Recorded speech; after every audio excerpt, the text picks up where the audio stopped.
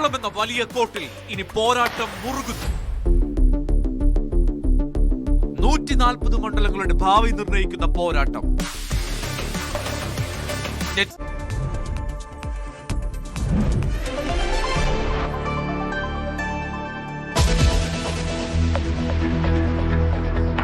തെരഞ്ഞെടുപ്പ് പ്രചാരണം അവസാന ലാപ്പിൽ. 5ാം നാൾ വോട്ടെടുപ്പ്. പ്രധാനമന്ത്രി അല്പസമയത്തിനകം കേരളത്തിൽ. ഇന്ന് തിരുവല്ലയിലും തിരുവനന്തപുരത്തും പ്രചാരണം.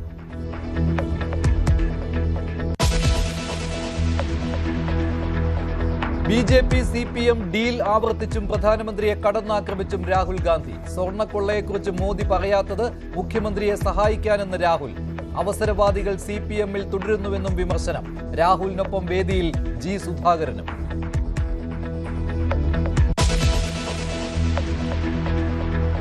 കണ്ണൂരിൽ ആവേശമായി മുഖ്യമന്ത്രി. സ്ഥാനമോഹം കൊണ്ട് ആര് പാർട്ടി വിട്ടാലും ഒന്നും സംഭവിക്കില്ലെന്ന് Pinarayi Vijayan. SDPI, PDP, RSS പിന്തുണകളെപ്പറ്റി മുഖ്യമന്ത്രിക്ക് മൗനമെന്ന് VD സതീശൻ. തോൽവി ഭയന്ന് CPM ആക്രമണം അഴിച്ചുവിടുന്നുവെന്നും പ്രതിപക്ഷ നേതാവ്.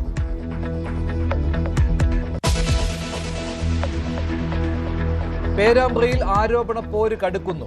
വിവാദ അനൗൺസ്മെന്റിന്റെ കൂടുതൽ ദൃശ്യങ്ങൾ പുറത്തുവിട്ട UDF. സമുദായം പറഞ്ഞ് വോട്ട് തേടിയെന്ന പരാതിയിൽ ഫാത്തിമ തെഹ്ലിയയ്ക്ക് വരണാധികാരിയുടെ നോട്ടീസ്. വ്യക്തിഹത്യ ചെയ്യാൻ ശ്രമമെന്ന് ഫാത്തിമ തെഹ്ലിയ. അനൗൺസ്മെന്റ് അന്വേഷണം പാതി വഴിയിൽ നിർത്തരുതെന്ന് PMA സലാം.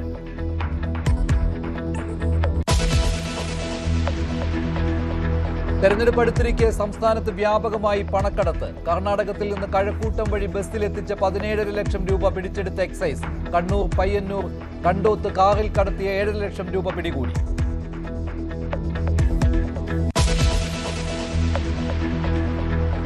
ലവ് ജിഹാദിൽ വിവാദ പരാമർശവുമായി കേന്ദ്രമന്ത്രി ശോഭ കരന്തലജെ. ലവ് ജിഹാദ് മാത്രമല്ല, ബിസിനസ് ജിഹാദും ഭൂമി ജിഹാദും സംസ്ഥാനത്തുണ്ടെന്ന് കേന്ദ്രമന്ത്രി.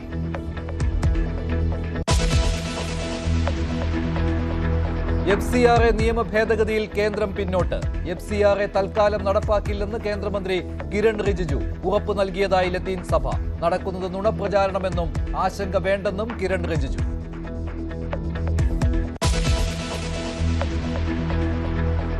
ലൈംഗികാതിക്രമ കേസിൽ സംവിധായകൻ രഞ്ജിത്തിന് ജാമ്യമില്ല. 3 ദിവസം പോലീസ് കസ്റ്റഡിയിൽ വിട്ടു. ചൊവ്വാഴ്ച ഹാജരാക്കണമെന്ന് എറണാകുളം 1ാം ക്ലാസ് മജിസ്ട്രേറ്റ് കോടതി.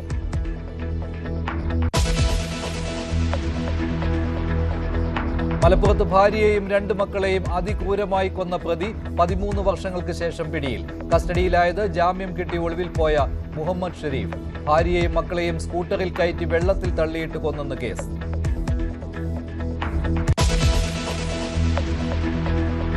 കാസർഗോഡ് 5 വയസ്സുകാരനെ മർദ്ദിച്ച രണ്ടാനച്ഛനെതിരെ ദുർബല വകുപ്പുകൾ. കേസ് ഒത്തുതീർപ്പാക്കാൻ ശ്രമമെന്ന് പരാതി. പോലീസിനോട് വിശദീകരണം തേടി ബാലാവകാശ കമ്മീഷൻ. പശ്ചിമേഷ്യയിൽ യുദ്ധം കനക്കുന്നു. അമേരിക്കയ്ക്കെതിരെ ഇറാന്റെ പ്രത്യാക്രമണം. 2 യുദ്ധവിമാനങ്ങൾ വെടിവെച്ചിട്ടു. ഹോർമുസ് കടലിടുക്കിന് പുറത്തേക്ക് ഉപരോധം വ്യാപിപ്പിക്കാൻ നീക്കം. യുദ്ധം ചർച്ചകളെ ബാധിക്കില്ലെന്ന് ട്രംപ്.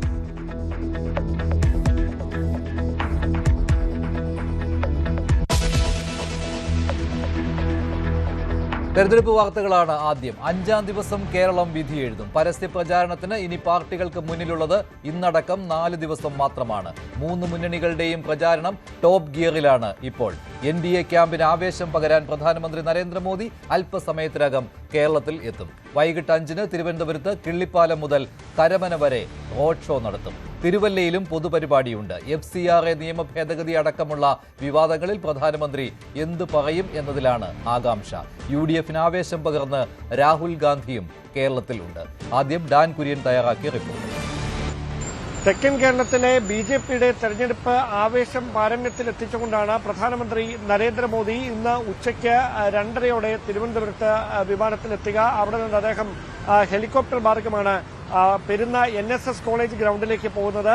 അവിടെ നിന്ന് റോഡ് മാർഗം തിരുവല്ലയിലെ BJPയുടെ NDAയുടെ തെരഞ്ഞെടുപ്പ് കൺവെൻഷനിൽ പങ്കെടുക്കുകയാണ് യാത്രാപഥം. അവിടെ നിന്നായിരിക്കും തിരുവനന്തപുരത്തേക്ക് റോഡ് ഷോയിൽ പങ്കെടുക്കുന്നതിന് വേണ്ടി പ്രധാനമന്ത്രി ഹെലികോപ്റ്ററിൽ തിരിക്കുക. വൈകുന്നേരം 5 മണിയോടെ അദ്ദേഹം തിരികെ തിരുവനന്തപുരത്ത് എത്തിച്ചേരുമെന്നാണ് പ്രതീക്ഷിക്കപ്പെടുന്നത്. 5:40 കിള്ളിപ്പാലത്തു നിന്ന് തുടങ്ങുന്ന തരത്തിലാണ് റോഡ് ഷോ ക്രമീകരിച്ചിരിക്കുന്നത്. കിള്ളിപ്പാലത്തു നിന്ന് തുടങ്ങി കരമന ജംഗ്ഷൻ വഴിയാണ് റോഡ് ഷോ. ഈ റോഡിന്റെ ഇരുവശവും ബാരിക്കേഡുകൾ തീർത്തുകൊണ്ട് പോലീസ് വലിയ സുരക്ഷാ വിന്യാസമാണ് ഇതിനോടകം പ്രധാനമന്ത്രിയുടെ സന്ദർശനത്തോടനുബന്ധിച്ച് ഒരുക്കിയിരിക്കുന്നത്. 3:30യോടെ ഗതാഗതം പൂർണ്ണമായി പോലീസിന്റെ നിയന്ത്രണത്തിലാകും. ഇതുവഴിയുള്ള വാഹന ഗതാഗതം ഏറെക്കുറെ നിലയ്ക്കുന്ന തരത്തിലേക്ക് കാര്യങ്ങൾ മാറും. ഉച്ചയ്ക്ക് ശേഷം കഴിവതും പൊതുജനങ്ങൾ അതായത് വ്യക്തിപരമായ ആവശ്യങ്ങൾക്കായി റോഡിലേക്ക് ഇറങ്ങാതിരിക്കുകയായിരിക്കും നല്ലത്. കാരണം വാഹന ഗതാഗതം നിയന്ത്രിച്ച് വലിയ തരത്തിൽ നിയന്ത്രണം ഏർപ്പെടുത്തുന്ന ഒരു സാഹചര്യത്തിൽ കാര്യങ്ങൾ മാറും.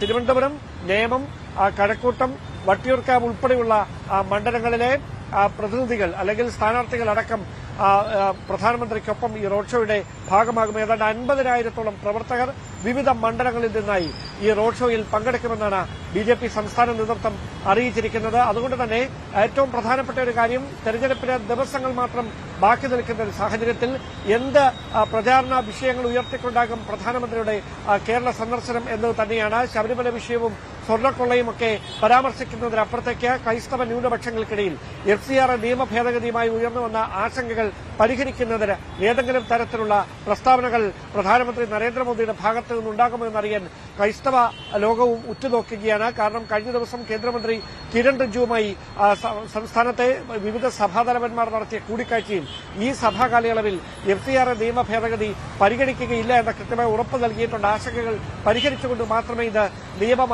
നിയമനിർമ്മാണമാക്കുകയുള്ളൂ എന്ന കൃത്യമായ ഉറപ്പ് കേന്ദ്ര പാർലമെന്ററി കാര്യ ന്യൂനപക്ഷ വകുപ്പ് മന്ത്രി കൂടിയായ കിരൺ റിജിജു നൽകിയിട്ടുണ്ട്. അതിനപ്പുറത്തേക്ക് സഭാ നേതൃത്വത്തെയും ന്യൂനപക്ഷ വിഭാഗങ്ങളെ കയ്യിലെടുക്കുന്നതിനായി ഏതെങ്കിലും തരത്തിലുള്ള പ്രഖ്യാപനങ്ങൾ പ്രധാനമന്ത്രിയുടെ ഭാഗത്തുനിന്ന് ഉണ്ടാകുമോ എന്നതാണ് ഏവരും ആകാംക്ഷയോടെ ഉറ്റുനോക്കുന്നത്. ഉച്ചയ്ക്ക് 2:30യോടെയാകും പ്രധാനമന്ത്രി കേരളത്തിലേക്ക് എത്തുക. വലിയ സുരക്ഷാ വിന്യാസമാണ് തിരുവനന്തപുരത്തും തിരുവല്ലയിലും പോലീസും കേന്ദ്രസേനയും ചേർന്ന് ഒരുക്കിയിരിക്കുന്നത്. പാലക്കാടും തൃശൂരും തെരഞ്ഞെടുപ്പ് പരിപാടികളിൽ പങ്കെടുത്ത പ്രധാനമന്ത്രി നരേന്ദ്രമോദി ഇന്ന് വീണ്ടും കേരളത്തിൽ എത്തുകയാണ്. ആദ്യ പരിപാടി തിരുവല്ലയിലാണ്. 2:30-ക്കാണ് തിരുവനന്തപുരം വിമാനത്താവളത്തിൽ പ്രധാനമന്ത്രി നരേന്ദ്രമോദി എത്തുക. അവിടെ നിന്നാണ് നേരെ ചങ്ങനാശ്ശേരിയിലേക്ക് പോവുക. NSS കോളേജ് ഗ്രൗണ്ടിൽ ഹെലികോപ്റ്ററിൽ ഇറങ്ങുന്ന അദ്ദേഹം നേരെ റോഡ് മാർഗം തിരുവല്ലയിലേക്ക് പോകും. കൂടുതൽ വിവരങ്ങളുമായി ശ്രീജിത്ത് ചേരുകയാണ് തിരുവല്ലയിൽ നിന്ന്. ശ്രീജിത്ത്, എപ്പോഴാണ് പ്രധാനമന്ത്രിയുടെ പരിപാടി തുടങ്ങുക? ഏതെല്ലാം മണ്ഡലങ്ങളിലെ സ്ഥാനാർത്ഥികൾ പ്രധാനമന്ത്രിക്കൊപ്പം വേദി പങ്കിടും NDAയുടെ?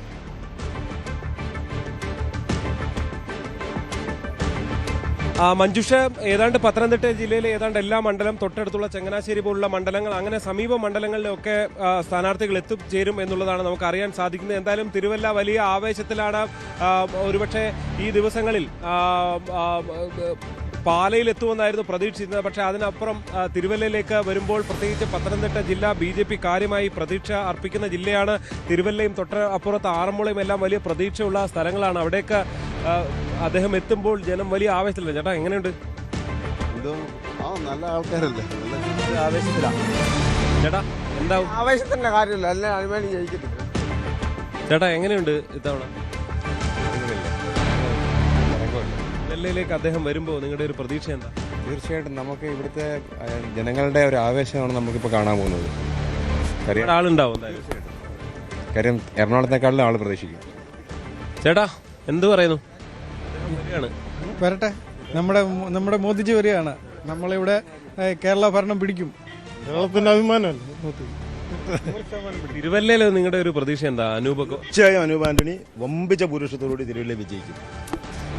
ഭയങ്കര മിന്നൽ വിജയം ഉണ്ടാവും. മിന്നൽ വിജയം ഉണ്ടാവും അനൂപ് ആന്റണിക്ക്. നല്ല വിജയം ഉണ്ടാവും. വിജയിക്കും, ഉറപ്പാണ്. മഞ്ജുഷ്, ആളുകളുടെ ആവേശം അത് തന്നെയാണ്. എന്തായാലും ഏതാണ്ട് 3 മണിയോടുകൂടിയാണ് അദ്ദേഹം ചങ്ങനാശ്ശേരിയിൽ ഇറങ്ങുക. അവിടെ NSS ആസ്ഥാനത്ത് തന്നെയാണ് NSS ഹിന്ദു കോളേജ് ഉള്ളത്. NSS ആസ്ഥാനത്ത് ഇറങ്ങിയ ശേഷം ഇവിടേക്ക് വാഹനമാർഗം ഏതാണ്ട് 8 കിലോമീറ്ററോളം ദൂരമുണ്ട് ചങ്ങനാശ്ശേരി തിരുവല്ല. ഇവിടേക്ക് ഇതിന്റെ പല ഭാഗങ്ങളിലായിട്ട് ആളുകൾക്ക് നിൽക്കാനുള്ള സൗകര്യമുണ്ട്. അത്തരം കേന്ദ്രങ്ങളിലൊക്കെ വലിയ സ്വീകരണം ഉണ്ടാകുമെന്നാണ് പ്രതീക്ഷിക്കപ്പെടുന്നത്. എന്തായാലും അദ്ദേഹത്തെ കാത്തിരിക്കുകയാണ് പത്തനംതിട്ട, തിരുവല്ല. പ്രത്യേകിച്ച് അനൂപിന്റെ ഒരു സ്ഥാനാർത്ഥിത്വമാണ് തിരുവല്ലയുടെ വലിയ സവിശേഷതയായി മാറുന്നത്. അത് കേവലം തിരുവല്ലയിൽ മാത്രമല്ല, തൊട്ടടുത്തുള്ള മണ്ഡലങ്ങളിലെല്ലാം അതിന്റെ ഗുണമുണ്ടാകും എന്ന് പ്രതീക്ഷിക്കപ്പെടുകയാണ്. അതിനനുസരിച്ച് സ്ഥാനാർത്ഥികളും സമീപ ജില്ലകളിലുള്ള പ്രവർത്തകരും ഒക്കെ ഈ തിരുവല്ലയിലേക്ക്, മുനിസിപ്പൽ സ്റ്റേഡിയത്തിലേക്ക് ഒഴുകിയെത്തിക്കൊണ്ടിരിക്കുകയാണ്. മഞ്ജു, പത്തനംതിട്ട ജില്ലയിൽ BJPക്ക് ആവേശം പകർന്നുകൊണ്ട്, NDAക്ക് ആവേശം പകർന്നുകൊണ്ടാണ് പ്രധാനമന്ത്രി നരേന്ദ്രമോദി തിരുവല്ലയിൽ എത്താൻ പോകുന്നത്. തിരുവല്ലയിൽ NDA സ്ഥാനാർത്ഥി അനൂപ് ആന്റണിയുടെ വിജയത്തിന് വേണ്ടി വേണ്ടി അദ്ദേഹം സംസാരിക്കുകയും ചെയ്യും. വികസന നിയമത്തേക്ക് പ്രധാനമന്ത്രിയെ സ്വാഗതം ചെയ്യുന്നുവെന്ന് LDF സ്ഥാനാർത്ഥി വി ശിവൻകുട്ടി. റോഡ് ഷോയിൽ മണ്ഡലത്തിലെ വികസനങ്ങൾ പ്രധാനമന്ത്രിക്ക് കാണാനാകും. നേമത്തെ സ്ഥാനാർത്ഥി രാജീവ് ചന്ദ്രശേഖർ സംവാദത്തിൽ നിന്ന് പിന്മാറിയത് BJPക്ക് ക്ഷീണം ചെയ്തുവെന്ന് ശിവൻകുട്ടി.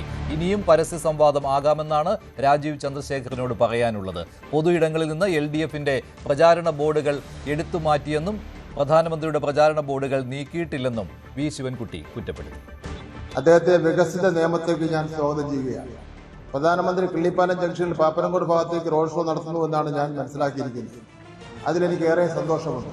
നിയമത്തെ വികസനം പ്രധാനമന്ത്രിക്ക് നേരിൽ കാണാനാകും. രാജീവ്ജിയോട് പറയാനുള്ളത്, ഇനിയും നമുക്ക് പരസ്യ ചർച്ചയ്ക്ക് വികസനത്തെ സംബന്ധിച്ചിടത്തോളം ചർച്ച ചെയ്യുന്നതിന് വേണ്ടി ഞാൻ തയ്യാറാണ്. അങ്ങ് സമയവും തീയതിയും നിശ്ചയിച്ചാൽ മാത്രം മതിയാവും. ഇലക്ഷൻ ചട്ടങ്ങൾ ബാധകമല്ല എന്നുണ്ടെങ്കിൽ പ്രശ്നമില്ല. ബാധകമാണെങ്കിൽ കിള്ളിപ്പാലം മുതൽ ഗവൺമെന്റ് പ്രോപ്പർട്ടിയിലാണ് തെരഞ്ഞെടുപ്പ് പ്രചരണത്തിന്റെ പടവും അലങ്കാരവും ഒക്കെ തന്നെ നടത്തിയിരിക്കുന്നത്. ഞങ്ങൾ വച്ചിരുന്ന ബോർഡും ബാനറും എല്ലാം ഇലക്ഷൻ കമ്മീഷൻ എടുത്ത് മാറ്റി. തെരഞ്ഞെടുപ്പ് ഇലക്ഷന്റെ പ്രചരണത്തിന് എല്ലാ പാർട്ടികൾക്കും ഒരേ രൂപത്തിലുള്ള നോംസാണ് ഉള്ളതെന്നാണ് ഞാൻ മനസ്സിലാക്കുന്നത്. അങ്ങനെയാണെങ്കിൽ തെരഞ്ഞെടുപ്പ് ചട്ടങ്ങളുടെ ലംഘനമാണ് ബഹുമാനപ്പെട്ട പ്രധാനമന്ത്രി നടത്തുന്നത്.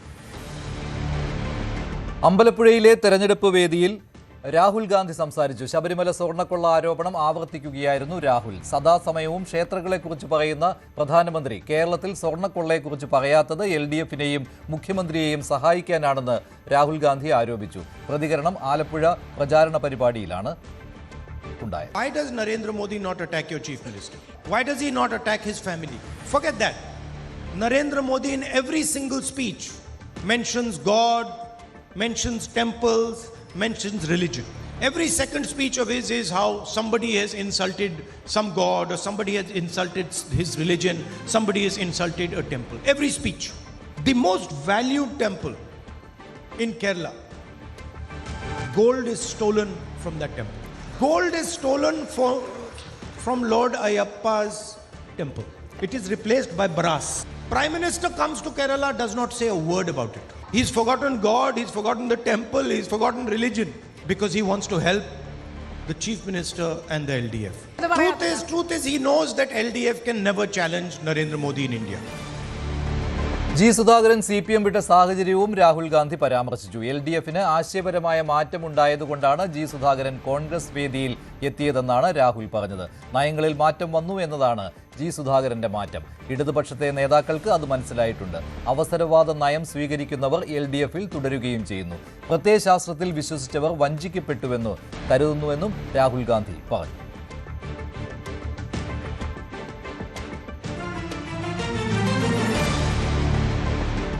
പേരാമ്പ്രയിൽ വിവാദം അവസാനിച്ചിട്ടില്ല. പേരാമ്പ്രയിലെ അനൗൺസ്മെന്റ് വിവാദത്തിൽ ഇപ്പോൾ കൂടുതൽ വാദപ്രതിവാദങ്ങൾ ഉണ്ടാവുകയാണ്. UDF സ്ഥാനാർത്ഥി ഫാത്തിമ തഹ്ലിയ മതം പറഞ്ഞ് വോട്ട് പിടിക്കുകയാണെന്ന് കൂടുതൽ ഇടങ്ങളിൽ LDF അനൗൺസ്മെന്റ് നടത്തിയെന്ന് ചൂണ്ടിക്കാട്ടി UDF രംഗത്തെത്തിയിരിക്കുകയാണ്. തെളിവായി CCTV ദൃശ്യങ്ങളും പുറത്തുവിട്ടു. ഈ ദൃശ്യങ്ങളും UDF തെരഞ്ഞെടുപ്പ് കമ്മീഷന് കൈമാറും.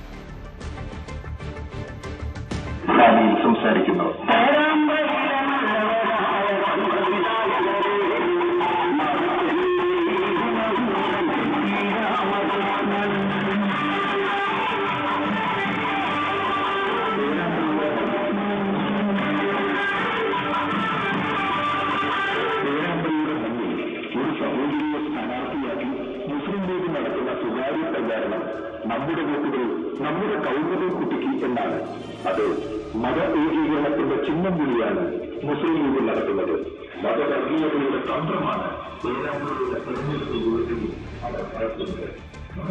TP രാമകൃഷ്ണന്റെ അനൗൺസ്മെന്റ് വാഹനത്തിൽ നിന്ന് ഫാത്തിമ തഹ്ലിയ മതം പറഞ്ഞ് വോട്ട് പിടിക്കുന്നു എന്ന അനൗൺസ്മെന്റ് ഉയർന്നു വന്ന ആ ദൃശ്യങ്ങൾ ഇപ്പോൾ UDF പുറത്തുവിട്ടിരിക്കുകയാണ്. നേരത്തെയും പ്രചാരണ വാഹനത്തിന്റെ ദൃശ്യങ്ങൾ അനൗൺസ്മെന്റ് ഉൾപ്പെടെയുള്ളവ പുറത്തു വന്നിരുന്നു. കൂടുതൽ ഇടങ്ങളിൽ ഇങ്ങനെ മതം പറഞ്ഞ് ഖൗമിലെ കുട്ടി എന്ന് വിളിച്ചു പറയുന്ന ആ രീതിയിലാണ് മുസ്ലിം ലീഗ് അവിടെ വോട്ട് പിടിക്കുന്നത് എന്നാണ് പ്രചാരണ വാഹനത്തിൽ നിന്ന് മുഴങ്ങി കേൾക്കുന്നത്. ഇത് LDFനെ പ്രതിരോധത്തിലാക്കിയിരിക്കുകയാണ്. സ്ഥാനാർത്ഥി TP രാമകൃഷ്ണനെ പ്രതിരോധത്തിലാക്കിയിരിക്കുകയാണ്. തോൽവി ഉറപ്പായതിനാൽ തനിക്കെതിരെ വർഗീയ പ്രചാരണം നടത്തുന്നുവെന്നാണ് UDF സ്ഥാനാർത്ഥിയായ ഫാത്തിമ തഹ്ലിയ പറയുന്നത്. വർഗീയ പ്രചാരണത്തിന് പിന്നിൽ LDF ആണെന്നും ഫാത്തിമ തഹ്ലിയ പറയുന്നു. ഇത്തരത്തിലുള്ള ആരോപണങ്ങൾ കൊണ്ടുവന്നിട്ടല്ല രാഷ്ട്രീയപരമായിട്ട് സംസാരിക്കേണ്ടത്. ഇവിടെ നമുക്ക് ഓരോ ഓഡിറ്റിങ്ങും ഇവിടെ എന്ത് ചെയ്തു, ഏതൊക്കെ മേഖലയിലാണ് പ്രയാസങ്ങളുള്ളത്, എന്തൊക്കെയാണ് വികസനത്തിൽ പോരായ്മകളുള്ളത് എന്ന് സംസാരിക്കുന്നതിനെ തടയാനിടാൻ ഇത്തരത്തിലുള്ള ഒരു വിവാദം കൊണ്ട് സാധിക്കില്ല. എന്നെ സംബന്ധിച്ചിടത്തോളം എൻ്റെ ഓരോ ദിവസത്തെ പരിപാടിയും തീരുമാനിക്കുന്നത് കമ്മിറ്റിയാണ്. ആ കമ്മിറ്റി നൽകിയിട്ടുള്ള ഷെഡ്യൂളിനനുസരിച്ചിട്ടാണ് ഞാൻ മൂവ് ചെയ്യുന്നത്. ഇന്നലെ ഞങ്ങൾ ഉച്ചയ്ക്ക് അവസാനിപ്പിച്ചത് ജാനകി വയൽ എന്ന് പറഞ്ഞ സ്ഥലത്ത് വെച്ചിട്ടാണ്, ചങ്ങരോത്ത് പഞ്ചായത്തിലെ ജാനകി വയൽ. അപ്പോൾ അവിടെ നിന്ന് സംസാരിക്കുമ്പം നിങ്ങൾക്കറിയാം കൊടും ചൂടാണ്. മാത്രമല്ല 2-3 ദിവസത്തെ ഉറക്കങ്ങൾ എന്നെ ബാധിച്ചിട്ടുണ്ട്. അത് കാരണം ഒരു BP ലോ ആയതിനെ തുടർന്ന് ഡ്രിപ്പ് ഇടാൻ വേണ്ടിയിട്ട് കുറ്റ്യാടിയുള്ള അമാന ഹോസ്പിറ്റലിൽ പോയിരുന്നു. അപ്പോൾ അവിടെ നിന്ന് അമാന ഹോസ്പിറ്റലിൽ പോയപ്പം BP വളരെ കുറവാണെന്ന് കണ്ട് അവിടെ കിടക്കേണ്ടി വന്നു. 2 പോയിന്റുകളിൽ പോകാൻ പറ്റിയില്ല. പിന്നീട് 6 മണിക്ക് ശേഷം അടുത്ത പോയിന്റുകളിൽ പോയി. അപ്പോൾ എന്നെ സംബന്ധിച്ചിടത്തോളം എനിക്ക് പാർട്ടി നൽകുന്ന നിർദ്ദേശം, കമ്മിറ്റി നൽകുന്ന നിർദ്ദേശത്തിനനുസരിച്ചിട്ടാണ് ഞാൻ നീങ്ങുന്നത്. ബാക്കി കാര്യങ്ങൾ കമ്മിറ്റിയുമായിട്ട് അല്ലെങ്കിൽ ഇവിടുത്തെ ഇലക്ഷൻ കമ്മിറ്റിയുമായിട്ട് സംസാരിക്കാൻ പറ്റുന്നത്. ഞാൻ പറഞ്ഞല്ലോ, എന്നെ സംബന്ധിച്ചിടത്തോളം ഷെഡ്യൂൾ കംപ്ലീറ്റ് ചെയ്യുന്നത് കമ്മിറ്റിയാണ്. കമ്മിറ്റിയുടെ ഇതിനനുസരിച്ചിട്ടാണ് മുന്നോട്ട് പോകുന്നത്. പേരാമ്പ്രയിലെ അനൗൺസ്മെന്റ് വിവാദത്തിലെ അന്വേഷണം കാഫിർ സ്ക്രീൻഷോട്ട് വിവാദത്തിലേതുപോലെ വഴിയിൽ നിർത്തരുതെന്ന് ലീഗ് ജനറൽ സെക്രട്ടറി PMA സലാം പറഞ്ഞു. അദ്ദേഹത്തിന്റെ വാക്കുകളിലേക്ക്. പരാതി കൊടുക്കട്ടെ, നിയമത്തിന്റെ വഴിക്ക് പോട്ടെ. പക്ഷേ കാഫിർ സ്ക്രീൻഷോട്ട് നിന്ന പോലെ നിൽക്കരുത്. കാഫിർ സ്ക്രീൻഷോട്ട് ഷാഫിയുടെ വിജയം ഉറപ്പായപ്പോൾ വന്നതാണ്. അതിനെക്കുറിച്ച് അന്വേഷണം നടത്തി സൈബർ സഖാക്കളെ മുഴുവൻ തിരിച്ചറിഞ്ഞു. അതിൻ്റെ ഉറവിടത്തിലേക്ക് ചെന്നപ്പോൾ വലിയ ഇടതുപക്ഷത്തിൻ്റെ നേതാക്കന്മാരിലേക്കാണ്, അവരുടെ കുടുംബങ്ങളിലേക്കാണ് എന്ന് മനസ്സിലായപ്പോൾ അന്വേഷണം നിന്നു. അതുപോലെ ഈ സ്ഥാനാർത്ഥിയുടെ ഇടതുമുന്നണിയുടെ സംസ്ഥാന കൺവീനറാണ്, 3 തവണ അവിടെ MLA ആയ വ്യക്തിയാണ്. പരാജയം കൺമുമ്പിൽ കണ്ടപ്പോൾ വിഭ്രാന്തി ഉണ്ടായിട്ടുണ്ടാകാം. അതിൻ്റെ ഫലമായി വന്ന വ്യാജ ജാതീയമായ വംശീയമായ ആരോപണങ്ങൾക്കെതിരെ ഞങ്ങൾ പരാതി കൊടുത്തിട്ടുണ്ട്. ആ പരാതി അന്വേഷിക്കട്ടെ നീതിപൂർവ്വം. ഇല്ലെങ്കിൽ 2 മാസം കഴിഞ്ഞാൽ ബുദ്ധിമുട്ടേണ്ട, ഞങ്ങൾ അന്വേഷിച്ചോളാം. ലീഗ് മതം പറഞ്ഞ് വോട്ട് പിടിക്കുന്നുവെന്ന LDFന്റെ പരാതിയിൽ UDF സ്ഥാനാർത്ഥി ഫാത്തിമ തഹ്ലിയയ്ക്ക് തെരഞ്ഞെടുപ്പ് കമ്മീഷൻ നോട്ടീസ് അയച്ചിട്ടുണ്ട്. MS അനീഷ് കുമാർ ചേരുകയാണ് കൂടുതൽ വിവരങ്ങളുമായി കോഴിക്കോട് നിന്ന്. അനീഷ്, പക്ഷേ ഈ പേരാമ്പ്രയിൽ പുതിയ അനൗൺസ്മെന്റ് വാഹനത്തിന്റെ ദൃശ്യങ്ങളും പുറത്തു വന്നതോടുകൂടി TP രാമകൃഷ്ണൻ കൂടുതൽ പ്രതിരോധത്തിലായിരിക്കുകയാണല്ലോ. എന്തായാലും പല സ്ഥലങ്ങളിലും ഫാത്തിമ തഹ്ലിയ മതം പറഞ്ഞ് വോട്ട് പിടിക്കുന്നു എന്ന പേരിലുള്ള അനൗൺസ്മെന്റ് നടന്നിട്ടുണ്ട് എന്ന കാര്യം ഉറപ്പായിരിക്കുകയാണല്ലോ. മഞ്ജുഷ്, ഇപ്പോൾ പുറത്തു വന്നേക്കുന്നത് 1-ാം തീയതി ചിത്രീകരിച്ച ദൃശ്യങ്ങൾ. ആ ദിവസത്തെയാണ്. അന്ന് തന്നെയാണ് ആദ്യം ഇത്തരമൊരു ആരോപണം ഉയർന്നു വന്നത്. 2 വ്യത്യസ്തമായ സ്ഥലങ്ങളിൽ നിന്നുള്ള അനൗൺസ്മെന്റുകളാണ്. ഒന്നൊരു ജീപ്പിന്റെ ദൃശ്യങ്ങൾ പുറത്തു വരുന്നു. ഇന്നും സമാനമായി തന്നെ മറ്റൊരു ജീപ്പിന്റെ നൊച്ചാട് മേഖലയിൽ നിന്നുള്ള ദൃശ്യങ്ങൾ വരുന്നു. CCTV ദൃശ്യങ്ങളാണ് ഇപ്പോൾ പുറത്തു വന്നിരിക്കുന്നത്. നേരത്തെ TP രാമകൃഷ്ണൻ വിശദീകരിച്ചത് ഇതൊരു ഔദ്യോഗിക പ്രചരണത്തിന്റെ ഭാഗമല്ല, റെക്കോർഡ് ചെയ്ത ശബ്ദശകലങ്ങളാണ് ഈ അനൗൺസ്മെന്റ് വാഹനങ്ങളിൽ കേൾപ്പിക്കാനായി നൽകിയിരിക്കുന്നത്. പക്ഷേ അത്തരത്തിൽ ഔദ്യോഗികമായി റെക്കോർഡ് ചെയ്തതിലൊന്നും ഇത്തരം വാചകങ്ങളില്ല എന്ന് അദ്ദേഹം തീർത്ത് പറഞ്ഞിരുന്നു. പക്ഷേ ഇത് എവിടെ നിന്ന് വരുന്നു അല്ലെങ്കിൽ ആരിത് ചെയ്തു എന്ന ചോദ്യമാണ് ഇപ്പോഴും ബാക്കിയാവുന്നത്. എന്തായാലും ഇതുമായി ബന്ധപ്പെട്ട് അന്വേഷണം നടക്കട്ടെ എന്ന നിലപാടാണ് അദ്ദേഹം സ്വീകരിച്ചത്. പക്ഷേ UDF വൃത്തങ്ങൾ അല്ലെങ്കിൽ ഫാത്തിമ തഹ്ലിയ സ്ഥാനാർത്ഥി അടക്കം പറയുന്നത് വർഗീയ കാർഡ് ഇറക്കി ജയിക്കാനുള്ള ഒരു നീക്കമാണ് LDF നടത്തുന്നത് എന്നാണ്. വലിയൊരു അട്ടിമറി പ്രതീക്ഷ ഈ മേഖലയിലുണ്ട്. അതുകൊണ്ട് ഈ ജനവിധി അട്ടിമറിക്കാനുള്ള നീക്കമാണ് നടത്തുന്നതെന്ന ആരോപണമാണ് മുന്നോട്ട് വെച്ചിരിക്കുന്നത്. എന്തായാലും ന്യൂനപക്ഷ മേഖലകളിൽ ഫാത്തിമ തഹ്ലിയ എത്തുമ്പോൾ വലിയൊരു ആവേശം പ്രകടമാണ്. കഴിഞ്ഞ ഏതാനും ദിവസങ്ങളായി പൂർണ്ണമായും ആ പ്രചാരണം അത്തരം മേഖലകളിൽ എത്തുമ്പോൾ വലിയ ജനക്കൂട്ടം എത്തുന്ന ഒരു സാഹചര്യമുണ്ട്. അതുകൊണ്ട് CPM ഇപ്പോൾ ഫാത്തിമ തഹ്ലിയക്കെതിരെ പരാതി കൊടുത്തിരുന്നുവല്ലോ. അതിലാണല്ലോ ഇപ്പോൾ തെരഞ്ഞെടുപ്പ് കമ്മീഷന്റെ നോട്ടീസ്. അതായത് ആ രീതിയിൽ ഫാത്തിമ തഹ്ലിയ മതം പറഞ്ഞ് വോട്ട് പിടിക്കുന്നു എന്ന രീതിയിലേക്ക് പരാതി കൊണ്ടുപോകുവാനല്ലേ ഇപ്പോൾ CPMന്റെ ശ്രമം, അത് ഔദ്യോഗികമാക്കുവാൻ? തീർച്ചയായും അത് ഇവർ നൽകിയ പരാതി വസ്തുതകളുടെ അടിസ്ഥാനത്തിലാണ് എന്ന് വരുത്തി തീർക്കുന്നതിനുള്ള ഒരു നീക്കം തന്നെ നമുക്ക് പറയേണ്ടി വരും. ഒപ്പം ഇത്തരം കൃത്യമായ തെളിവുകൾ അടക്കം ഈ പരാതി നൽകിയവരുടെ പക്കൽ ഉണ്ടോ എന്നുള്ളതിനെ കുറിച്ച് വ്യക്തതയുമില്ല. തെരഞ്ഞെടുപ്പ് കമ്മീഷൻ എന്തായാലും 3 സ്വകാര്യ വ്യക്തികളുടെ പരാതിയാണ് ലഭിച്ചിരിക്കുന്നത്. LDF ഔദ്യോഗികമായി ഇത്തരത്തിൽ ഒരു പരാതിയും കമ്മീഷന് നൽകിയിട്ടുമില്ല. അത്തരം വ്യക്തികൾക്ക് അവർ ഉന്നയിച്ച ആരോപണം തെളിയിക്കുന്നതിനുള്ള എന്തെങ്കിലും തെളിവുകൾ അവരുടെ പക്കൽ ഉണ്ടോ എന്ന് നമുക്കറിയില്ല. എന്തായാലും അക്കാര്യങ്ങളടക്കം പരിശോധിക്കുമെന്നാണ് തെരഞ്ഞെടുപ്പ് കമ്മീഷൻ അറിയിച്ചിരിക്കുന്നത്. എന്തായാലും നമുക്കറിയാം കഴിഞ്ഞ കുറച്ച് വർഷങ്ങളായി തന്നെ CPM ഒരു കോട്ടയായി നിലനിൽക്കുന്ന ഇടങ്ങളാണ്. ന്യൂനപക്ഷ മേഖലകളിലടക്കം CPM വലിയ വേരോട്ടമുള്ള ഒരു മണ്ഡലം കൂടിയാണ്. പക്ഷേ അത്തരം മേഖലകളിലേക്ക് വലിയൊരു കടന്നുകയറ്റം ഇത്തവണ ഫാത്തിമ തെഹ്ലിയ നടത്തിയിട്ടുണ്ട്. ഒപ്പം ഈ വെൽഫെയർ പാർട്ടി അടക്കം ഇത്തരം ന്യൂനപക്ഷ മേഖലകളിൽ കാടടച്ചുള്ള ഒരു പ്രചരണം നടത്തുന്ന സാഹചര്യമുണ്ട്. ഇന്നലെ തന്നെ വെൽഫെയർ പാർട്ടിയുടെ ഒരു പ്രത്യേക കൺവെൻഷനിൽ അവർ പങ്കെടുക്കുമെന്ന് അറിയിച്ചിരുന്നു. സംസ്ഥാന പ്രസിഡന്റ് അടക്കമുള്ളവർ ആ യോഗത്തിലേക്ക് എത്തുകയും ചെയ്തു. പക്ഷേ മാധ്യമങ്ങളൊക്കെ ഉണ്ടായ സാഹചര്യത്തിൽ അവസാന നിമിഷം ഫാത്തിമ തെഹ്ലിയ പങ്കെടുത്തില്ല. അരമണിക്കൂറിനുള്ളിൽ ഫാത്തിമ എത്തുമെന്നാണ് അവിടെ. അതിനെക്കുറിച്ചാണല്ലോ ഇപ്പോൾ ഫാത്തിമ തെഹ്ലിയ ഒരു വിശദീകരണം നൽകിയിരിക്കുന്നത്. വെൽഫെയർ പാർട്ടിയുടെ യോഗവുമായിട്ടുള്ള ബന്ധപ്പെട്ടല്ല താൻ മാറി നിന്നത്, തനിക്ക് കിട്ടിയ ഒരു നിർദ്ദേശമായിരുന്നുവെന്ന്, അല്ലേ? അങ്ങനെ ആ ഒരു വിശദീകരണമാണല്ലോ ഇപ്പോൾ. മഞ്ജുഷ്, ഇന്നലെ നമ്മൾ പേരാമ്പ്രയിൽ ഉണ്ടായിരുന്നു. ആ സമയത്ത് ഈ TP രാമകൃഷ്ണന്റെ വിശദീകരണം വന്ന ശേഷം അതിന്റെ പ്രതികരണം എടുക്കാനാണ് നമ്മൾ ശ്രമിച്ചത്. അപ്പോൾ ഫോണിൽ വിളിച്ചപ്പോൾ ലഭ്യമാവുന്നില്ല. അപ്പോഴാണ് വെൽഫെയർ പാർട്ടിയുടെ പരിപാടിയിൽ പങ്കെടുക്കുന്നുണ്ടെന്ന് നോട്ടീസ് അടക്കം ലഭിച്ചത്. നമ്മൾ അടക്കമുള്ള മിക്ക മാധ്യമങ്ങളും അവിടെ എത്തുകയും ചെയ്തു.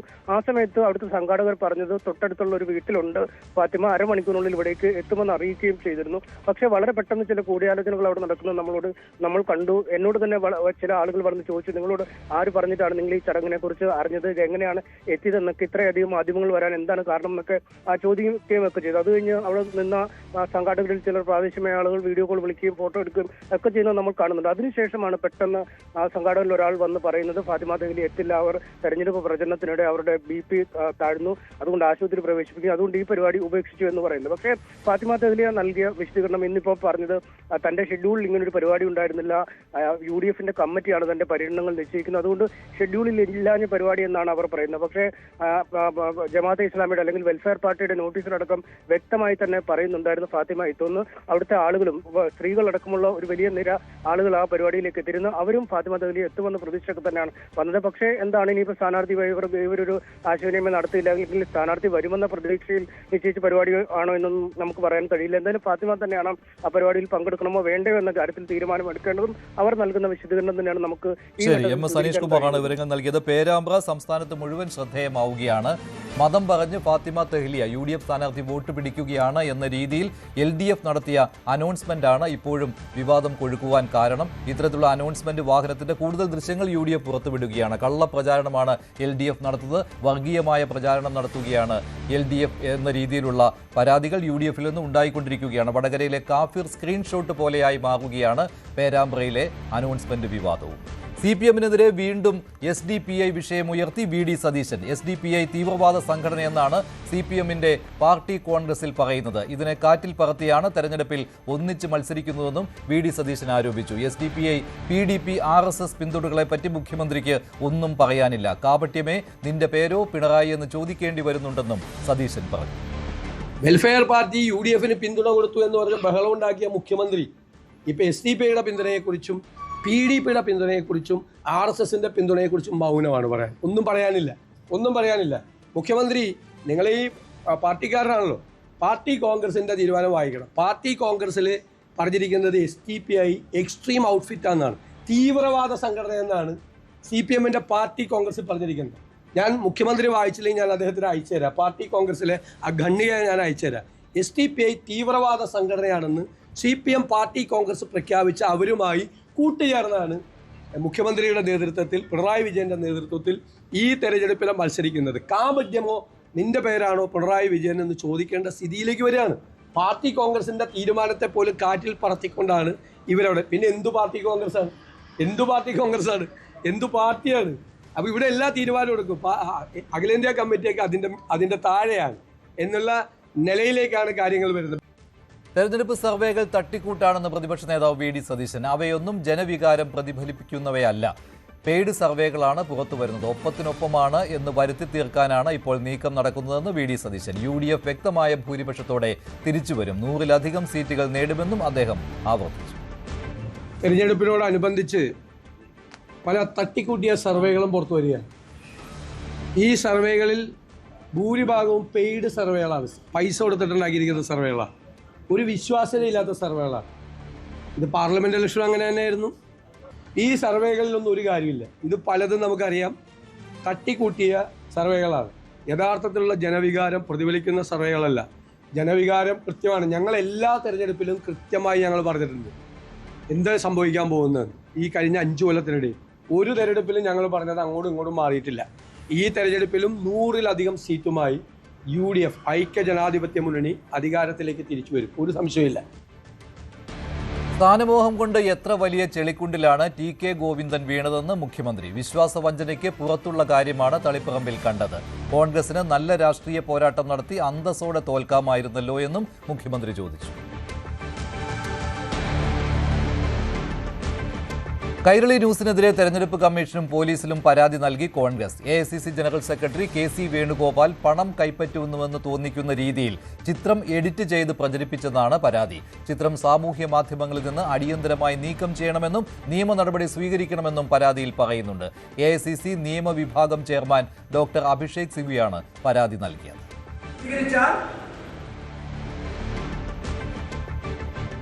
വയനാട് പുനരധിവാസത്തിനായി പിരിച്ച പണത്തിന്റെ കണക്ക് വിശദമാക്കി KPCC അധ്യക്ഷൻ സണ്ണി ജോസഫ്. ആകെ പിരിച്ചത് 5.28 കോടി രൂപയാണ്. ഭൂമി വാങ്ങാൻ 6 കോടിയോളം രൂപ ചെലവായി. 73 ലക്ഷത്തിലേറെ രൂപ രജിസ്ട്രേഷനായി വേണം. യൂത്ത് കോൺഗ്രസ് നൽകിയത് 1 കോടി രൂപയാണ്. വീട് നിർമ്മാണത്തിനായി നടപടി തുടരുകയാണെന്നും സണ്ണി ജോസഫ് പറഞ്ഞു. ഇടതുപക്ഷമടക്കം വലിയ പരിഹാസം ഉന്നയിക്കുന്ന സാഹചര്യത്തിലാണ് വിശദീകരണം വന്നത്. ഈ ചോദ്യത്തിനല്ലേ ആദ്യം മറുപടി. 3,68,36,388 രൂപ മുടക്കി ആദ്യത്തെ സ്ഥലം മേടിച്ചു. രണ്ടാമത്തെ സ്ഥലത്തിന് 2,50,30,272 രൂപ കൊടുത്തു. അത് മനസ്സിലായില്ലേ? 5 കോടി എന്ന് റഫായിട്ട് പറഞ്ഞത് 5 കോടി കൂടുതൽ 6 കോടി. കേരളത്തിലെ സംഘടനാ സംവിധാനത്തിന്റെ വിജയമാണ് പാർലമെന്റ് ഇലക്ഷനിലെയും തദ്ദേശ തെരഞ്ഞെടുപ്പിലെയും അഭൂതപൂർവമായ വിജയം.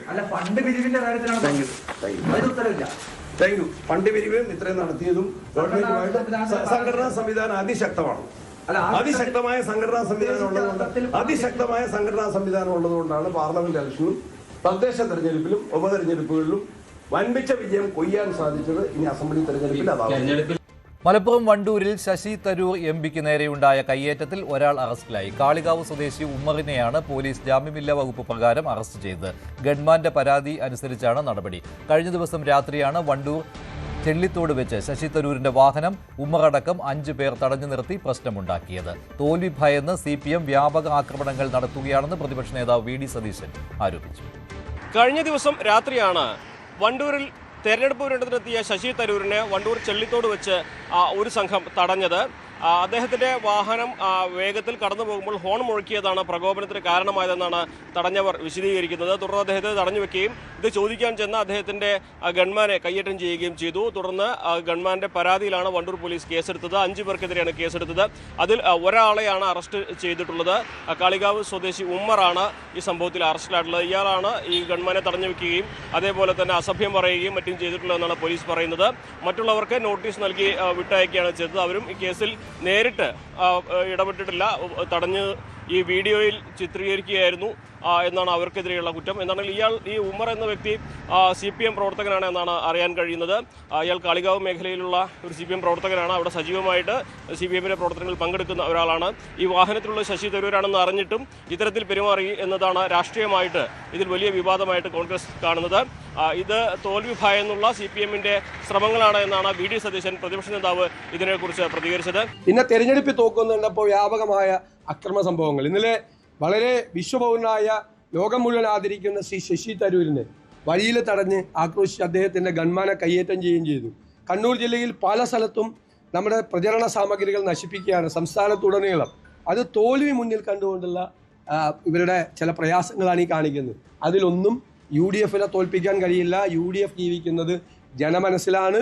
നല്ല അംഗീകാരത്തോടു കൂടി UDF തിരിച്ചു വരും. എന്നാലും സംഭവത്തിൽ വണ്ടൂർ പോലീസ് പ്രതിയെ കസ്റ്റഡിയിൽ അറസ്റ്റ് രേഖപ്പെടുത്തിയിട്ടുണ്ട്. ഇയാളെ കോടതിയിൽ ഹാജരാക്കുമെന്നാണ് അറിയിച്ചിട്ടുള്ളത്. മലപ്പുറത്ത് നിന്നും CB അനുമോദ്, ന്യൂസ് 18. ഹരിപ്പാട് മണ്ഡലത്തിൽ ന്യൂസ് 18 സംഘടിപ്പിച്ച സംവാദ പരിപാടിയിൽ കയ്യാങ്കളി. മണ്ഡലത്തിലെ വികസന പ്രവർത്തനങ്ങളെ ചൊല്ലിയുള്ള തർക്കമാണ് കയ്യാങ്കളിയിൽ എത്തിയത്. രമേശ് ചെന്നിത്തല ഇത്തവണ മണ്ഡലത്തിൽ കടുത്ത വെല്ലുവിളിയാണ് നേരിടുന്നത്. BJP സ്ഥാനാർത്ഥി സന്ദീപ് വാചസ്പതി കൂടി കളം നിറഞ്ഞതോടെ ശക്തമായ ത്രികോണ പോരിനാണ് ഹരിപ്പാടിൽ വേദിയൊരുങ്ങിയിരിക്കുന്നത്.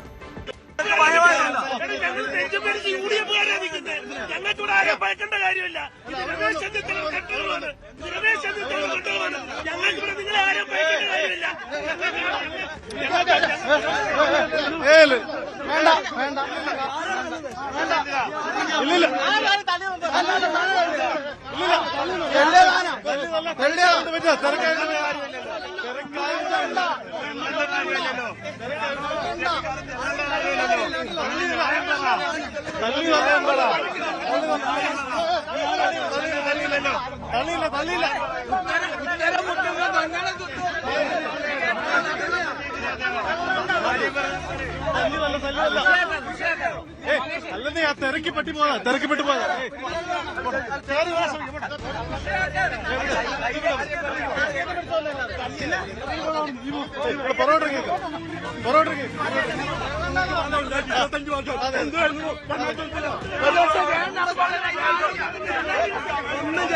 KSRTC ബസ് സ്റ്റാൻഡിൽ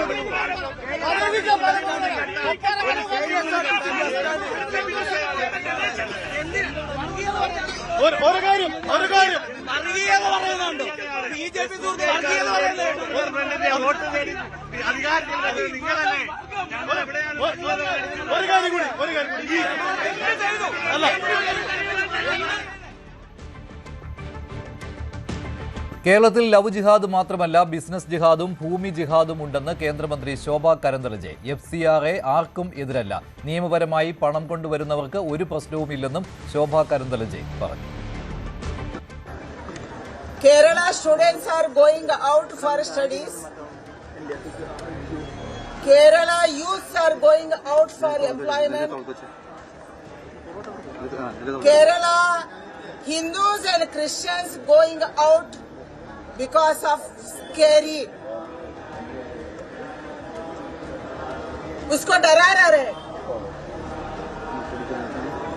केरल में केवल लव जिहाद का बात नहीं चल रहा है. केरल में लैंड जिहाद, बिजनेस जिहाद का बात चल रहा है.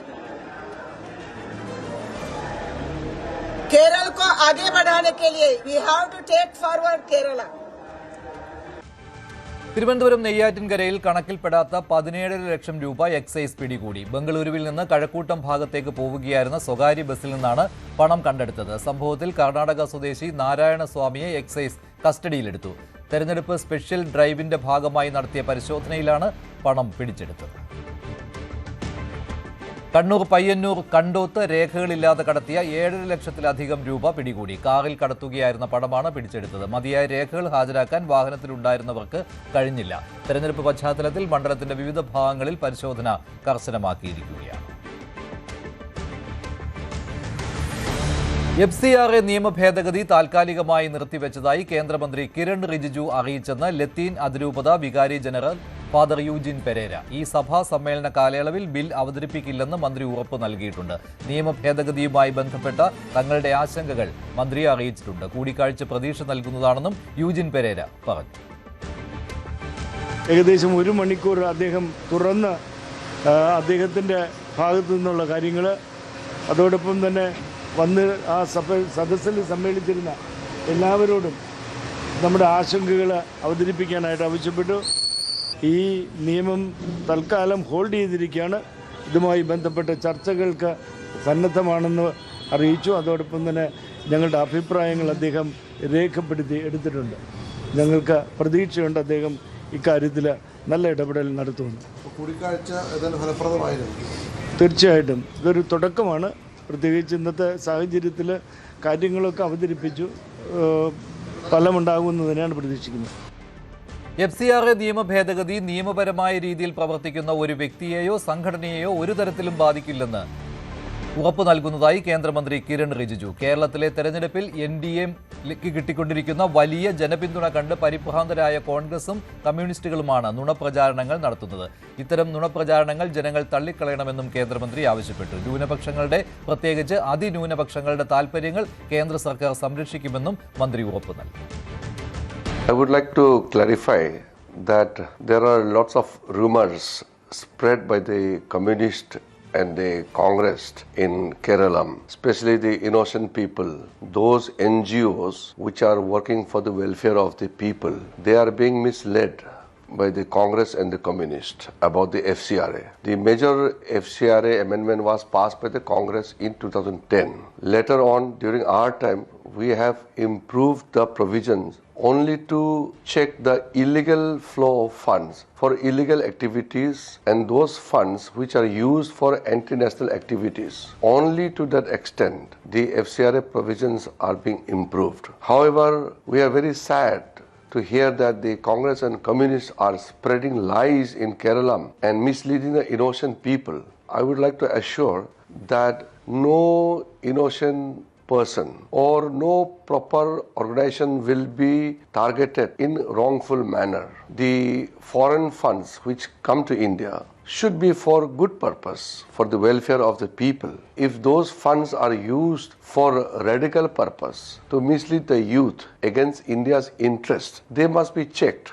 And being a minority affairs minister, I will assure that all the minorities of India are well taken care of by Prime Minister Modi ji with the spirit of Sabka Saath, Sabka Vikas. We work for everybody, not like Congress party who used to make the Muslims as the vote bank. They want to treat the Muslim community as vote bank and mislead the Christian community. That is absolutely wrong. For us, everybody is equal. Every Indian has to be treated in same yardstick. So there is nothing to worry about the FCRA provisions. And the election in Kerala is now witnessing a very massive support for the NDA parties. That is why the Congress and Communists are nervous and spreading lies. This kind of misinformation campaign is not good for democracy. I would like to suggest the Congress and Communists that you have ruled Kerala for such a long time. Turn-wise, you both groups have ruled for so many years. What have you done for the Kerala? In last 12 years, all major steps taken by Narendra Modi ji is also not being properly implemented in Kerala. Kerala people are very talented.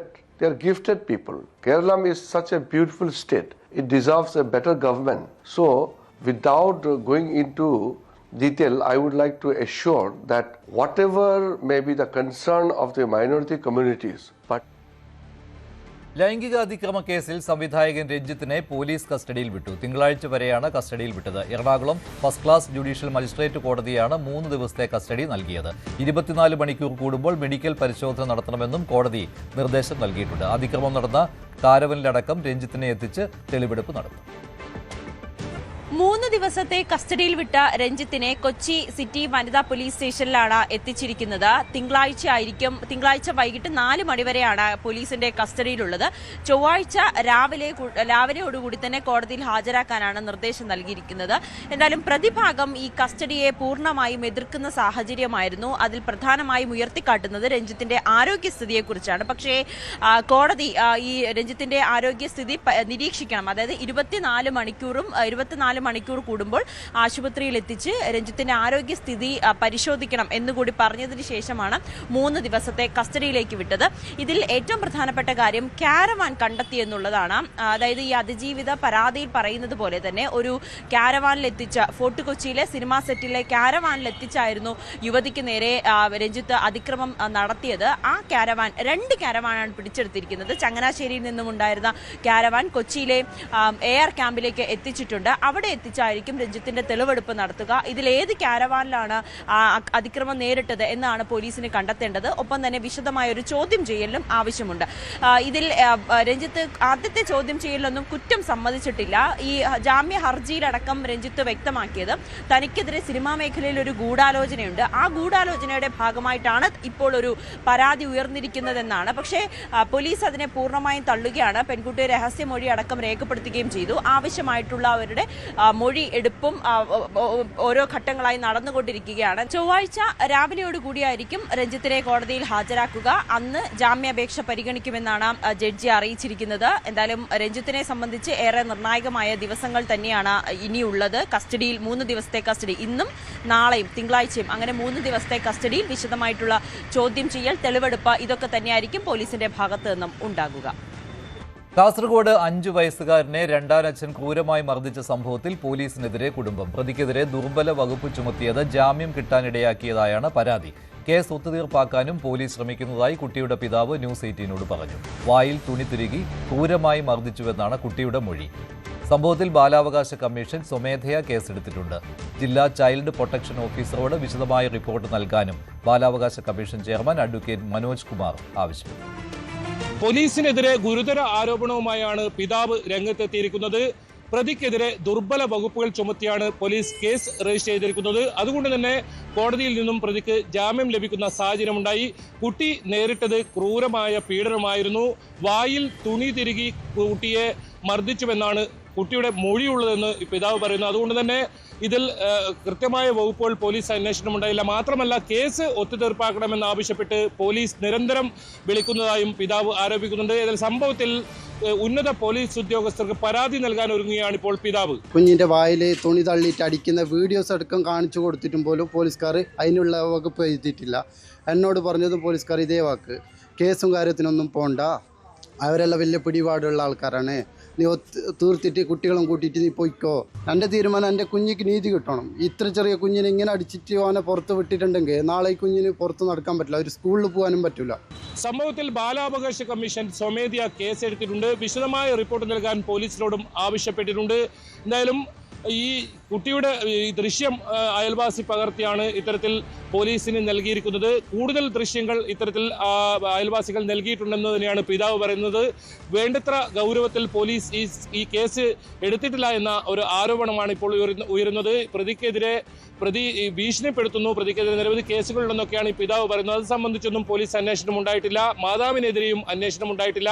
10 വയസ്സുള്ള മറ്റൊരു കുട്ടിയെ കൂടി ഇയാൾ ഉപദ്രവിച്ചിട്ടുണ്ടെന്നാണ് പറയപ്പെടുന്നത്. ആ കാര്യത്തിലൊന്നും police അന്വേഷണം ഉണ്ടായിട്ടില്ല എന്ന് തന്നെയാണ് ഈ പിതാവ് പറയുന്നത്. ഏതായാലും മുഖ്യമന്ത്രിക്ക് ഉൾപ്പെടെ പരാതി നൽകാൻ ഒരുങ്ങുകയാണ് പിതാവ്. K V Baiju, News 18, Kasaragod. മലപ്പുറത്ത് ഭാര്യയെയും 2 മക്കളെയും കൊലപ്പെടുത്തിയ കേസിൽ ജാമ്യത്തിലിറങ്ങി മുങ്ങിയ പ്രതി 13 വർഷങ്ങൾക്ക് ശേഷം പിടിയിലായി. വാവൂർ കൂടാൻതൊലി മുഹമ്മദ് ഷെരീഫാണ് പിടിയിലായത്. കർണാടകത്തിൽ മറ്റൊരു വിവാഹം കഴിച്ച് ടാക്സി ഡ്രൈവറായി ജോലി ചെയ്യുകയായിരുന്നു ഇയാൾ. കൊലക്കേസിൽ 7 മാസം ജയിലിൽ കഴിഞ്ഞ ശേഷം ജാമ്യം കിട്ടി പുറത്തിറങ്ങിയാണ് മുഹമ്മദ് ഷെരീഫ് മുങ്ങിയത്. 2012 ജൂലൈ 21-നാണ് ഇയാൾ ഭാര്യയായ സാബിറയെയും 4ഉം 2ഉം വയസ്സുള്ള കുട്ടികളെയും സ്കൂട്ടറോടെ വെള്ളത്തിൽ തള്ളിയിട്ട് കൊലപ്പെടുത്തുന്നത്. ഹോർമൂസ് കടലിടുക്കിന് പുറത്തേക്ക് ഉപരോധം വ്യാപിപ്പിക്കാൻ നീക്കവുമായി ഇറാൻ. തന്ത്രപ്രധാനമായ ബാബൽ മാൻഡേബ് കടലിടുക്കിന്റെ നിയന്ത്രണവും ഏറ്റെടുക്കുമെന്ന് Iran parliament speaker Mohammad Bagher Ghalibaf പറഞ്ഞു. ഹോർമൂസ് കടലിടുക്ക് തുറക്കുന്നതുമായി ബന്ധപ്പെട്ട് UN-ൽ നടക്കാനിരുന്ന വോട്ടെടുപ്പ് അടുത്തയാഴ്ചത്തേക്ക് മാറ്റിവെച്ചു. ഇതിനിടെ ഇറാൻ വെടിവെച്ചിട്ട F-15 വിമാനത്തിലെ പൈലറ്റിന് വേണ്ടിയുള്ള അമേരിക്കയുടെ തെരച്ചിൽ പുരോഗമിക്കുകയാണ്. ഇയാളെ ജീവനോടെയോ അല്ലാതെയോ പിടികൂടുന്നവർക്ക് ഇറാൻ പാരിതോഷികം പ്രഖ്യാപിച്ചു. US-ന്റെ 2 യുദ്ധവിമാനങ്ങളാണ് ഇറാൻ മണിക്കൂറുകളുടെ വ്യത്യാസത്തിൽ തകർത്തത്.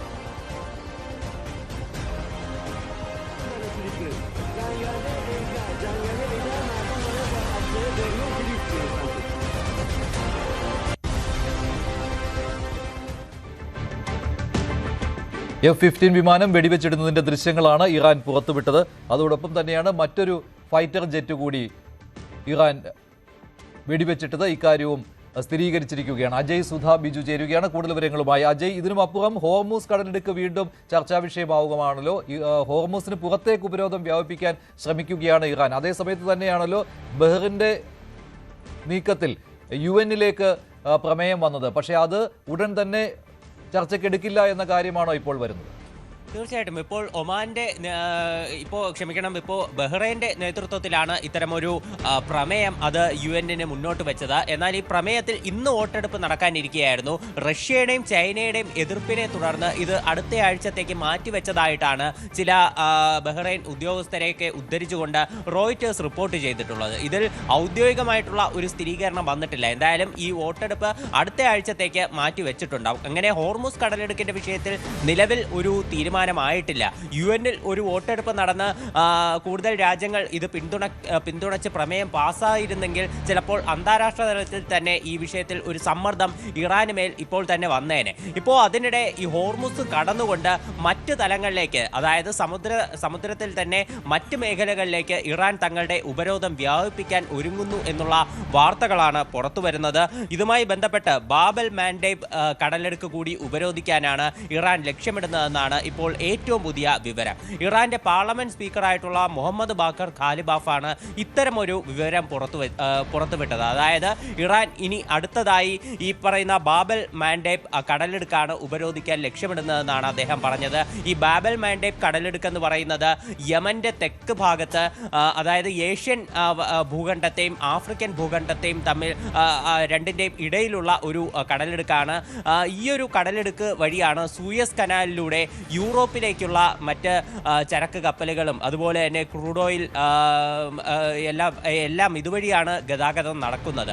ലോകത്തിലെ ആകെ എണ്ണ വിപണിയുടെ ഏതാണ്ട് 10 മുതൽ 12% വരെ ഇതുവഴി ഗതാഗതം നടത്തുന്നതായിട്ടാണ് വിവരം. അപ്പോൾ ഹോർമുസിന് പുറമെ ഈ ഒരു കടലെടുക്ക് കൂടി അടയ്ക്കുകയാണെങ്കിൽ ആഗോളതലത്തിലുള്ള ഒരു എണ്ണ പ്രതിസന്ധി അത് മറ്റൊരു തലത്തിലേക്ക് പോകാനുള്ള സാധ്യത വളരെയധികം കൂടുതലാണ്. ഇപ്പോൾ തന്നെ പാകിസ്ഥാനിൽ ഉൾപ്പെടെ വലിയ പ്രതിസന്ധിയുണ്ട്. അവിടെ ഇപ്പോൾ സർക്കാർ തലത്തിൽ തന്നെ ജനങ്ങളോട് ഉത്തരവ് കൊടുത്തിട്ടുണ്ട്. അതായത് എല്ലാവരും സ്വകാര്യ വാഹനങ്ങൾ ഒഴിവാക്കി പബ്ലിക് ട്രാൻസ്പോർട്ടിൽ യാത്ര ചെയ്യണം എന്നുള്ള നിർദ്ദേശം സർക്കാർ തലത്തിൽ തന്നെ ജനങ്ങളോട് കൊടുത്തു കഴിഞ്ഞു. പെട്രോൾ വിലയിൽ ഏതാണ്ട് 50% വർധനവ് പല രാജ്യങ്ങളിലും ഇപ്പോൾ രേഖപ്പെടുത്തിയിട്ടുണ്ട്.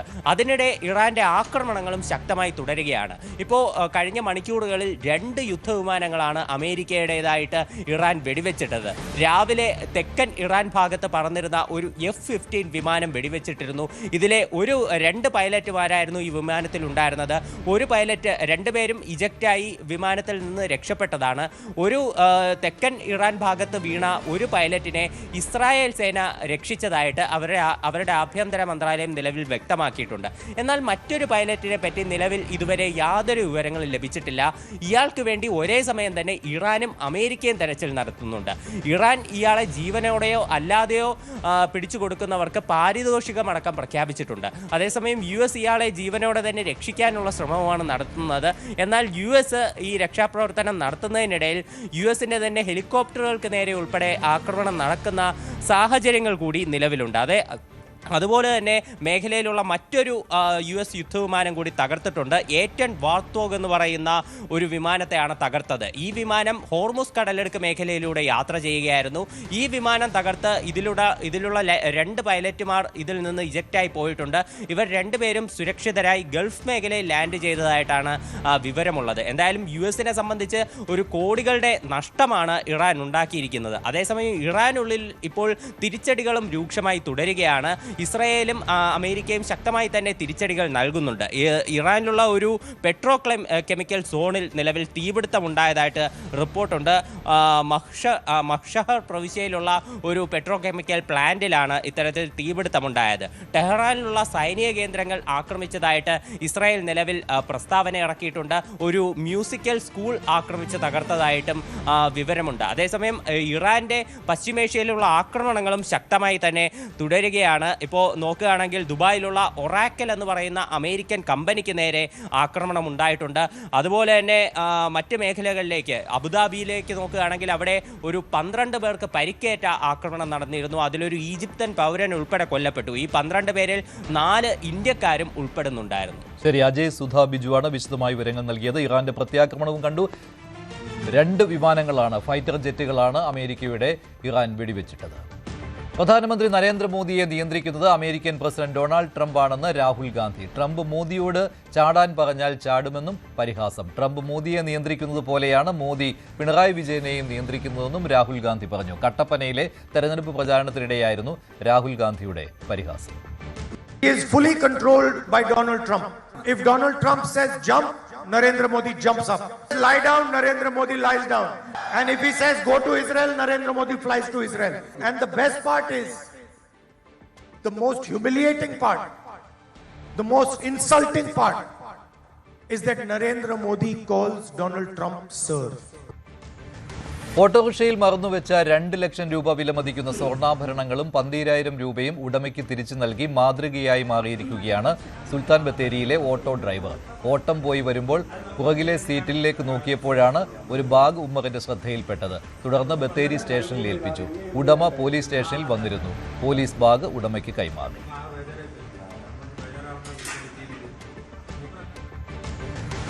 ജലനിധിയുടെ വെള്ളത്തിൽ കുളിച്ച കുട്ടികൾ ഉൾപ്പെടെയുള്ളവർക്ക് ദേഹാസ്വാസ്ഥ്യം. കാരശ്ശേരി പഞ്ചായത്തിലെ എടലമ്പാട് കോളനിയിലാണ് 4 കുട്ടികൾക്കും 1 സ്ത്രീക്കും ദേഹാസ്വാസ്ഥ്യം അനുഭവപ്പെട്ടത്.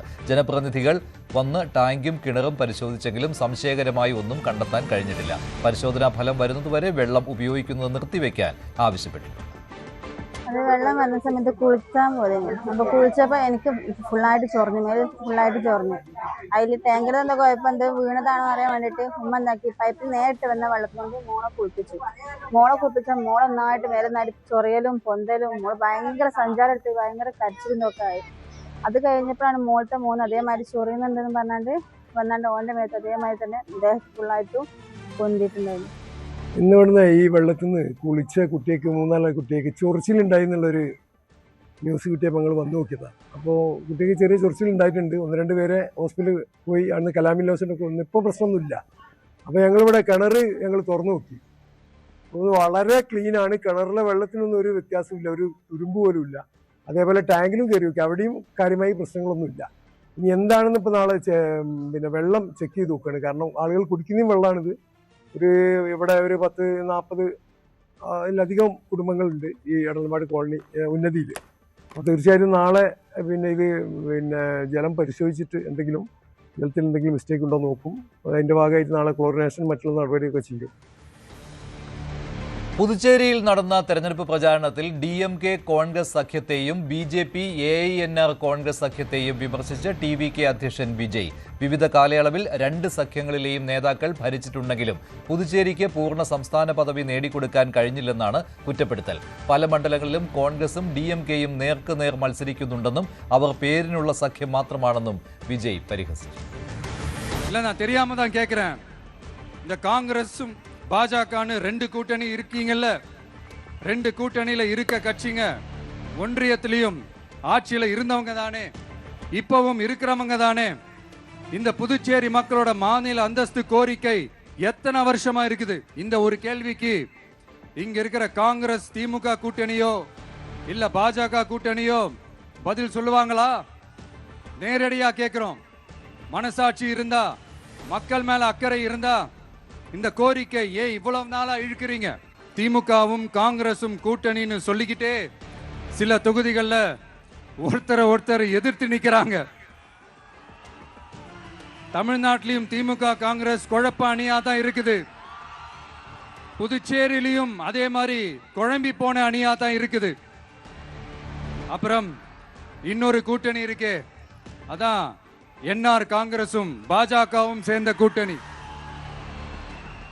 அது சேர்ந்த கூட்டணி எல்லாம் இல்ல, சேர்ந்து இருக்க முடியாம சோர்ந்து போன கூட்டணி. ഇടുക്കി മാങ്കുളത്തെ വിദൂര ആദിവാസി ഉന്നതിയായ കള്ളക്കൂടി കുടിയിലെ കുടുംബങ്ങൾക്ക് ദുരിതം ഒഴിയുന്നില്ല. ഉന്നതിയോട് ചേർന്നുള്ള വനാതിർത്തിയിലെ പുഴയ്ക്ക് മുകളിൽ പാലം ഇല്ലാത്തതാണ് ഇവരുടെ ദുരിതത്തിന് പ്രധാന കാരണം. 2018 തകർന്ന പാലത്തിന് പകരം പുതിയ പാലം പണിയാൻ പുതുതായി വരുന്ന സർക്കാരെങ്കിലും നടപടി സ്വീകരിക്കണമെന്നാണ് കുടിയിലെ കുടുംബങ്ങളുടെ ആവശ്യം. ഇടുക്കി മാങ്കുളത്തെ പ്രധാന നദികളിലൊന്നായ നല്ലതണ്ണിയാറാണ് ഈ കാണുന്നത്. മുൻപ് ഇവിടെ ആറിന് കുറുകെ ഒരു പാലമുണ്ടായിരുന്നു. 2018 കാലവർഷത്തിന്റെ കുത്തൊഴുക്കിൽ പാലം തകർന്നുപോയി. മഴക്കാലമാവുമ്പോൾ മറുകര കടക്കാൻ കള്ളക്കുട്ടിക്കുടിയിലെ കുടുംബങ്ങളുടെ ഏക ആശ്രയം ഇവർ നിർമ്മിക്കുന്ന ഈറ്റപ്പാലമാണ്. കോൺക്രീറ്റ് പാലം തകർന്ന് 8 വർഷങ്ങൾ കഴിഞ്ഞിട്ടും പുതിയ പാലം നിർമ്മിക്കാൻ നടപടിയൊന്നുമുണ്ടായില്ലെന്നാണ് കുടിക്കാരുടെ പ്രധാന പരാതി. മഴക്കാലമായി ഞങ്ങൾക്ക് റേഷൻ മേടിക്കാനോ പിള്ളേരെ സ്കൂളിൽ വിടാനോ ഒരു നിവൃത്തിയുമില്ല. ആ ഈറ്റപ്പാലത്തിൽ കടത്തി വിടാനായിട്ട് ഞങ്ങൾക്ക് ഒരു നിവൃത്തിയില്ല. പേടിച്ചാണ്, ജീവൻ കൈ പിടിച്ചുകൊണ്ടാണ് ഞങ്ങൾ ആ ഈറ്റപ്പാലത്തെ കടന്നു പോകുന്നത്. ഞങ്ങൾക്ക് എത്രയും പെട്ടെന്ന് പാലം കിട്ടുവാണെങ്കിൽ സന്തോഷത്തോടെ ഞങ്ങൾ സ്കൂളിലേക്ക് ഞങ്ങൾ പിള്ളേരെ പറഞ്ഞു വിടേണ്ടതിൽ അതാണ് ഞങ്ങൾക്ക് മാർഗം. മഴക്കാലത്ത് ഉന്നതിയിലെ കുട്ടികൾ പുഴ കടന്നു വേണം അടുത്തുള്ള ചിക്കണംകുടി സ്കൂളിലും മാങ്കുളത്തെ വിദ്യാലയത്തിലുമെത്താൻ. കഴിഞ്ഞ 8 വർഷങ്ങളായി ഇവിടെ ആദിവാസി കുടുംബങ്ങൾ ജനപ്രതിനിധികളോടും പട്ടികവർഗ വകുപ്പ് അധികൃതരോടും നിരവധി തവണ ആവശ്യപ്പെട്ടെങ്കിലും പാലം നിർമ്മിക്കാൻ നടപടിയൊന്നുമുണ്ടായില്ല. ആന ഉൾപ്പെടെയുള്ള കാട്ടുമൃഗങ്ങളുടെ ശല്യമുള്ള പ്രദേശമാണിവിടം. നല്ല തണ്ണിയാർ മറികടന്ന് പുറം ലോകത്തേക്ക് എത്തണമെങ്കിൽ സുരക്ഷിതമായ ഒരു പാലം വേണമെന്നും തെരഞ്ഞെടുപ്പിൽ ആര് ജയിച്ചാലും ഉന്നതിയിലെ കുടുംബങ്ങളുടെ പ്രശ്നത്തിന് പരിഹാരമുണ്ടാക്കണമെന്നും കള്ളക്കുട്ടിക്കുടി ആദിവാസി ഉന്നതിയിലെ കുടുംബങ്ങൾ ആവശ്യപ്പെട്ടു. ന്യൂസ് 18 ഇടുക്കി. ഇനി സ്വർണം വെള്ളി നിരക്കുകൾ കൂടി നോക്കാം. കവിത ഗോൾഡ് ആൻഡ് ഡയമണ്ട്സ് ഇന്നത്തെ സ്വർണം വെള്ളി നിരക്കുകൾ നിങ്ങൾക്കായി സമർപ്പിക്കുന്നത് Kavitha gold and diamonds, the versatile jeweller. സ്വർണം 22 ക്യാരറ്റ് ഗ്രാമിന് 13,835, പവന് 1,10,680. സ്വർണം 18 ക്യാരറ്റ് ഗ്രാമിന് 11,435, പവന് 91,480. വെള്ളി ഗ്രാമിന് 250, കിലോയ്ക്ക് 2,50,000 രൂപ.